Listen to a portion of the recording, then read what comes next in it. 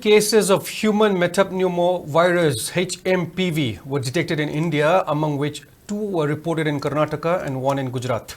The virus, which is reported to have originated in China, serves as a reminiscence of COVID pandemic and has alerted governments globally, with Beijing raising concerns about surge in respiratory infections that has led to overcrowded hospitals and overwhelmed health systems.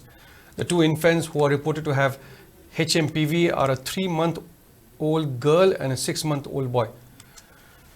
While the girl has history of bronchopneumonia, the boy was admitted with symptoms of fever and breathlessness before testing positive for the virus.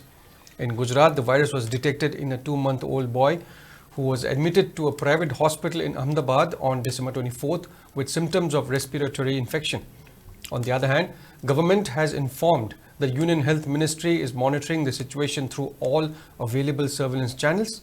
Indian Council of Medical Research (ICMR) is tracking the trends in Hmpv circulation, and the World Health Organization is already providing timely updates regarding the situation in China to further inform ongoing measures.